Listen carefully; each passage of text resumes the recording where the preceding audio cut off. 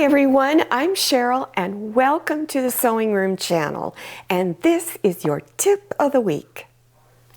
I'm going to talk about accessories that you might be able to find for your machine if you need to.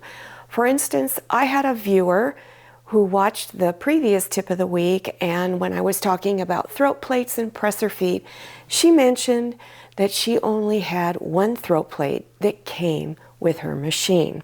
Now, she didn't mention which one she had. I'm assuming it was the one that had the widest hole so you can do a zigzag stitch.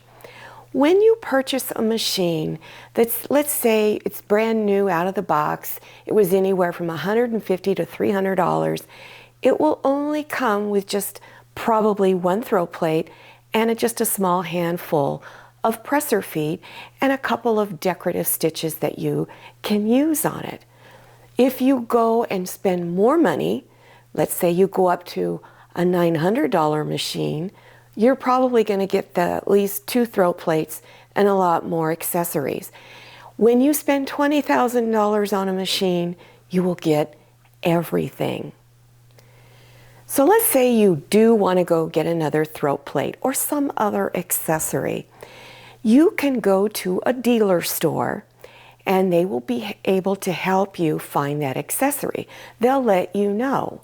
Now, or you can call them. Maybe it's pretty far away, you don't want to make a trip over there. That's unnecessary. But all dealers that sell the big brand names will have an accessory book, like this one. This is for baby lock. And the reason why I have the book, they normally don't give these to customers, is that this was an old one and they were just going to throw it away, and they were nice enough to give it to me. So in this accessory book, you will find all kinds of items that are available for a variety of baby locks.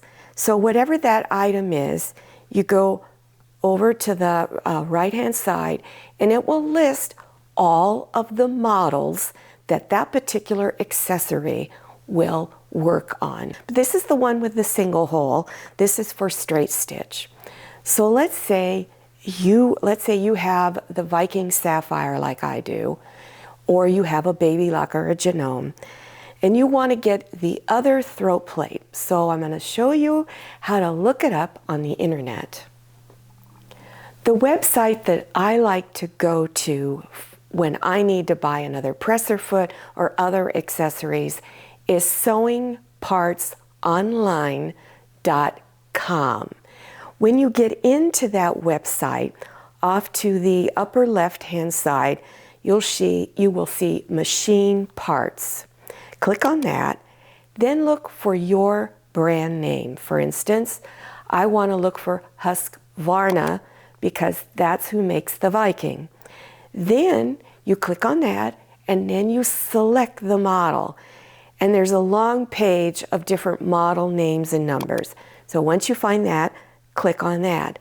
Now, if you're looking for the throat plate, off to the left-hand side, you can click on an option that says plates. Then, once you click on that, you'll see a throat plate, hopefully, and you can scroll down farther down on that page to where it says guaranteed to fit models. And on there, it will list all of the different models for that brand that that throat plate will fit on.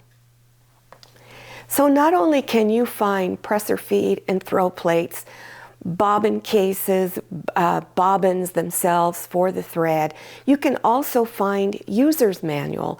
So let's say you bought a secondhand machine, maybe you picked it up at a garage sale, there was no user's manual. Go to that website, check it out. You just might be able to find one.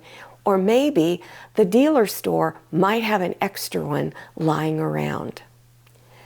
I get a lot of questions all the time about cotton batting. What should I use? What should I not use?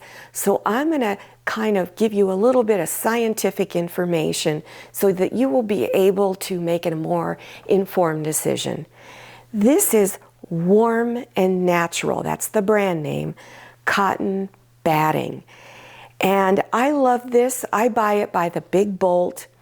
Now you can buy it by the yard off of the Big Bold, or you can even buy pre-cut sizes in packages.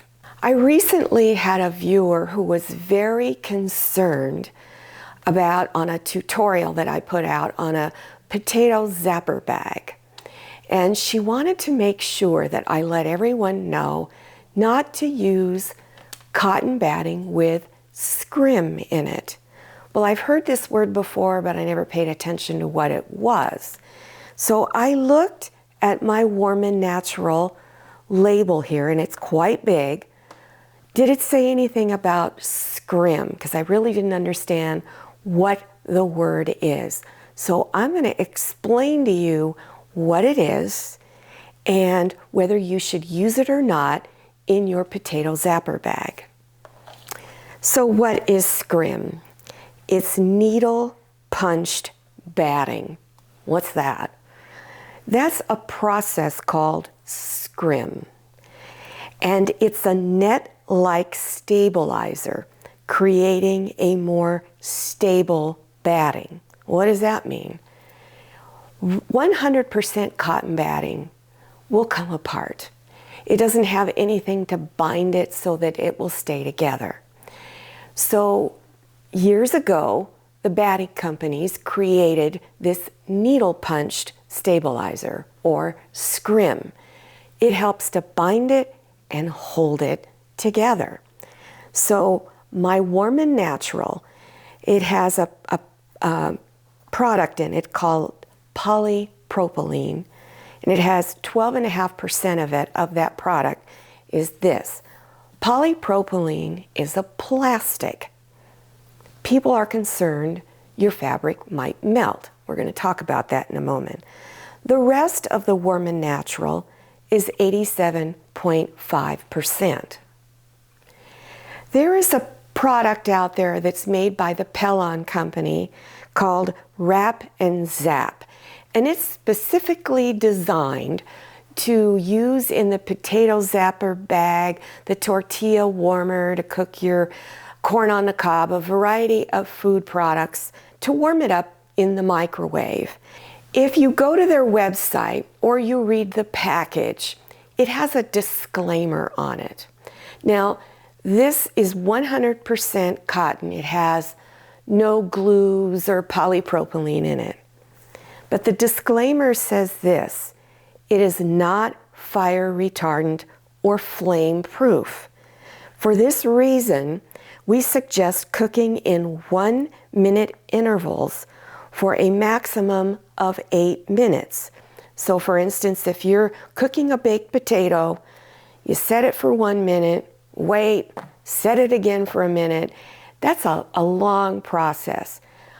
I think why they put this on there is they're worried that someone is going to abuse the product. They're going to put it in there for 20, 30 minutes, and it might burn, maybe catch on fire. So it's really a disclaimer for you to not sue them if you should happen to abuse the product. My husband was a sciencey kind of guy before he retired. So he had to take chemistry and do all kinds of sciencey stuff. I mean, he's like one of those outer space guys. So I went to him and I said, tell me about this. What is this scrimming thing? He'd never really heard of it, but it is a process that apparently is mostly used by companies that manufacture different type of fabrics. But he said to me, well, think of it like this. You use Tupperware in the microwave, and what is Tupperware? It's plastic. Does it melt? No, because the product is made to hold up to a certain number of minutes in that microwave. It's also going to have a disclaimer on it. Be careful not to use it for longer than a certain number of minutes. So why am I telling you this? Because so that when you go to the fabric store and you're going to buy some cotton batting or any type of batting, you'll be able to make an informed decision. I personally am not worried about the scrim process. I think it would probably be okay. But remember, it's up to you. So I want to go over the differences as far as quilting goes. So if you want to do quilting stitches on it, the warm and natural, your quilting stitch pattern can be as far apart as 10 inches. Now I always do mine 2 to 3 inches. But if you want to do hand quilting, you want to and use 100% cotton, so that you must make your quilting stitches 2 to 3 inches apart. Otherwise, over time, that cotton batting will begin to fall apart every time you wash and dry it. So it's not as stable as the warm and natural. The reason why the hand quilters like to use it, it's easier for them to get the needle through when they're doing it by hand. If you prefer hand quilting, it's recommended that you should use a product called Quilter's Dream. Well, I hope this information was helpful to you, and I hope I kind of cleared up the problem of which cotton batting to select. I just want you to be educated in that area so that you won't run into a lot of problems later on. Now, if you're interested in other tips of the week, and I have a lot of them, they're probably my most popular tutorials that I put out. So by all means, scroll down to the description section. Click on the words either show more or the down arrow, and you will see links appearing. I'll also have some recommended beginners project if you're just getting started.